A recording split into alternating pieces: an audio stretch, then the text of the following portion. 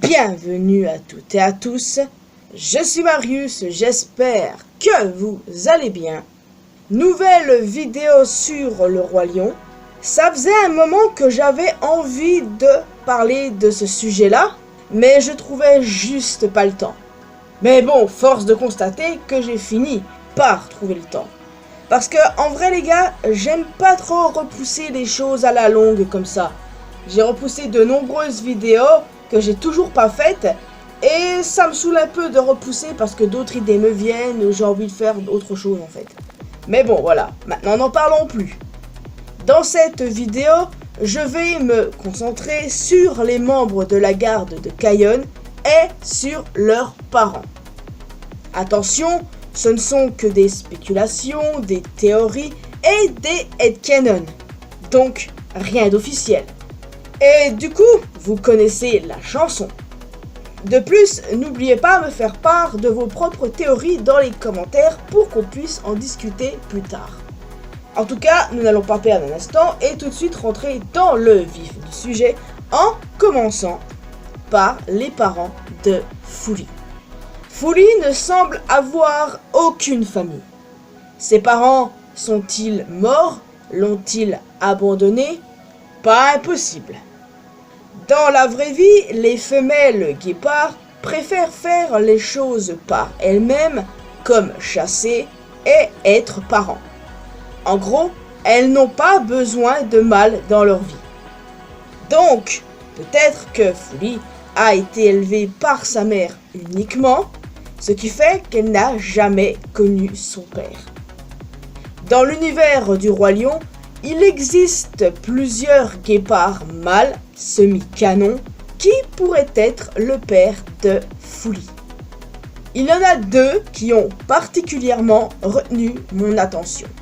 Le premier, Swifty. C'est un personnage qui apparaît dans l'une des histoires dans un magazine et son histoire est assez simple. Lorsque Simba vivait dans la jungle avec Timon et Pumba, il rencontra un jeune guépard prétentieux nommé Swifty. Il a fini par devenir plus humble après que les trois lui aient sauvé la vie.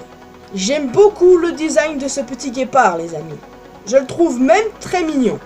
Et enfin, le deuxième, Kesho, un personnage dans un livre audio.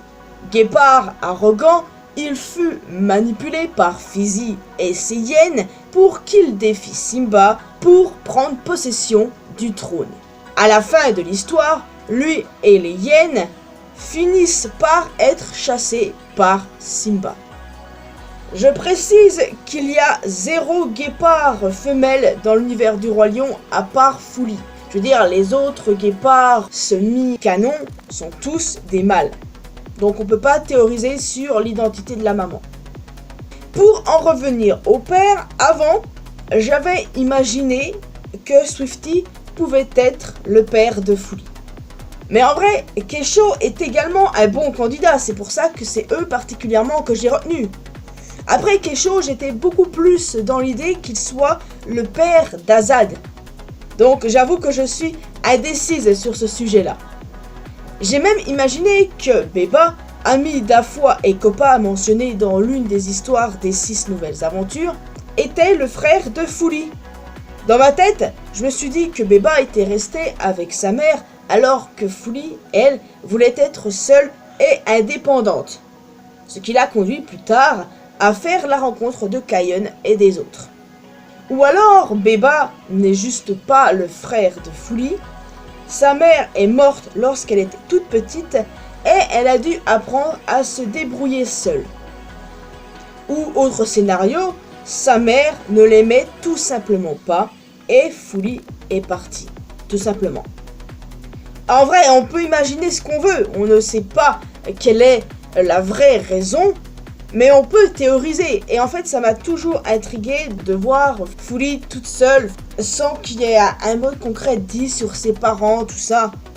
Donc, en fait, soit sa maman est morte, ou soit elle l'aimait juste pas, elle s'est barrée. Soit on n'en sait rien. Et puis oui voilà, j'aimais beaucoup l'idée que Beba soit le frère de Fooly, mais du coup je me demande si je vais pas changer ça dans mon arbre généalogique pour Fooly. Parce que techniquement, Beba est plus vieux que Fooly, hein, puisqu'il appartient à la génération de Copa. Après voilà, personnage semi-canon, on s'en fout un peu, vous allez me dire. Mais bon, pas moi en fait. Moi j'essaye de trouver un rôle pour chacun dans l'univers du Roi Lion. Donc peut-être que Beba pourrait être le cousin de Fooly. Pourquoi pas le fils de Swifty. Swifty qui pourrait être éventuellement le frère de la mère de Fooly. On peut imaginer ce qu'on veut et comme ça je peux toujours faire en sorte que quelque chose soit le père d'Azad. Ou je sais pas. Il va falloir que j'y réfléchisse davantage. Et puis ça veut dire que pour tous les shippers de Fooly et Azad, donc moi, bah en fait leur couple ne peut pas vraiment tenir la route puisque les femelles guépards préfèrent rester seules. Mais bon voilà, on est dans le Roi Lion, c'est un univers fictif et... Enfin bon. Est-ce que vous avez des idées sur la famille de Fooly? N'hésitez pas à me le dire. Maintenant, on va parler des parents de Bunga. Quand il était petit, Bunga a été séparé de ses parents. Et il a, par la suite, été adopté par Timon et Pumba. Vous savez comment j'imagine ses parents biologiques? Comme deux baltringues qui n'en ont absolument rien à foutre de leur gamin. Je les imagine comme étant un duo de hors-la-loi à la Bonnie and Clyde, en fuite qui, lorsqu'ils ont eu Bunga, ont préféré l'abandonner sans se soucier de ce qu'il pourrait lui arriver. Contre toute attente, le petit s'est avéré autonome, totalement indépendant, mais terriblement seul. Et ça, c'était avant Timon et Pumba. Dans l'univers du Roi Lion, il existe très peu de Ratel, ou Zoril du Cap si vous préférez. Déjà, nous avons évidemment Bunga et Binga. Mais il y a aussi deux persos qui apparaissent dans l'un des scripts originaux du Roi Lion. Rina et Rada, deux Ratel femelles adultes. Elles étaient des amies de Simba dans son enfance et se sont alliées avec lui contre Scar et les hyènes. Du coup, peut-on les lier à Bunga? Pensez ce que vous voulez, mais moi personnellement, j'ai tendance à plutôt les lier à Binga.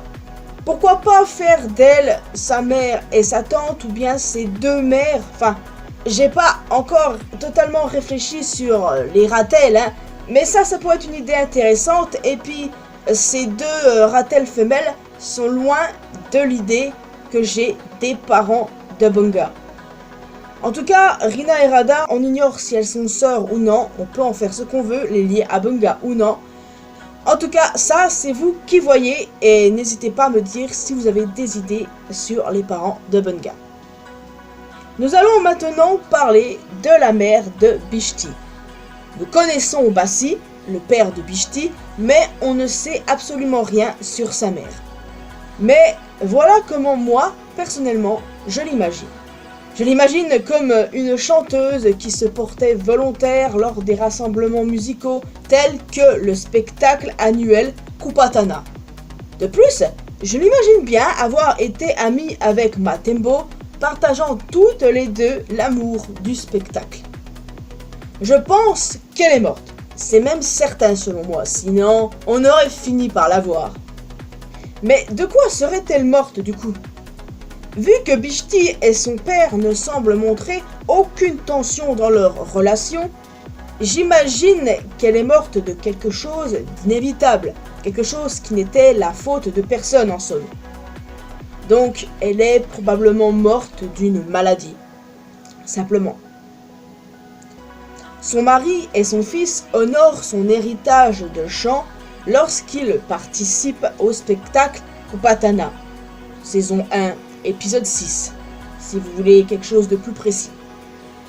J'ai aussi vu des headcanons où Bishti et ses parents étaient dans la scène « Nous sommes un ». Et vu que ce petit hippo a l'air très jeune, pourquoi pas en vrai?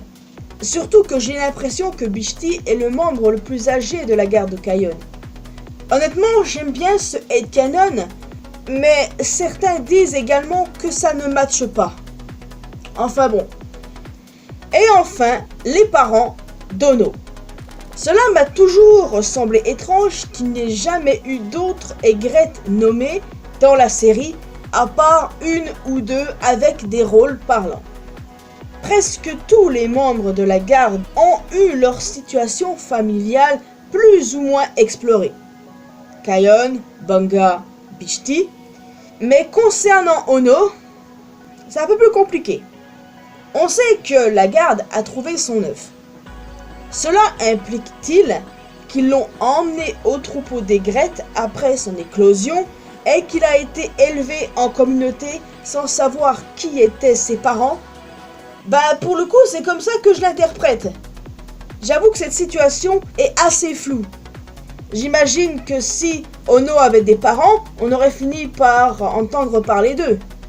Ce qui n'est pas le cas. Donc, probablement, ses parents ont été bouffés par un quelconque prédateur aérien. J'imagine. Ouais, c'est pas ouf, mais écoutez, j'essaye de trouver des explications. Quoi qu'il en soit, je pense avoir dit l'essentiel les concernant. J'ai volontairement skippé Anga parce que je n'ai absolument aucune idée à son sujet. Non, absolument aucune, je vous assure. Si vous avez des théories et de canon sur la garde de Kayon, y compris Anga du coup, je suis preneuse. Et n'hésitez pas à me donner d'autres idées aussi. Quoi qu'il en soit les amis, je vais vous laisser ici. J'espère que vous avez apprécié cette vidéo. Vous pouvez évidemment me laisser un commentaire avec vos théories, vos headcanons sur les parents des membres de la garde de Kayon. Si vous avez une idée précise concernant l'un, si vous avez moins d'idées concernant tel ou un tel, si vous avez des idées sur Anga aussi, parce que je vous assure que elle, là je nage complètement. On la connaît pas trop, on va dire, pour pouvoir se faire une idée précise. Mais bon, peut-être que j'arriverai à trouver une idée dans le futur, on sait pas. Donc, en plus d'un commentaire, n'hésitez pas à laisser un petit pouce bleu, ça fait toujours plaisir. Vous pouvez me retrouver sur mes réseaux sociaux, les liens sont bien évidemment dans la description. Et le plus important, abonnez-vous à cette chaîne ainsi qu'à ma chaîne secondaire pour qu'on puisse se retrouver dans une prochaine vidéo. Et n'oubliez pas d'activer la cloche notification. Bye bye!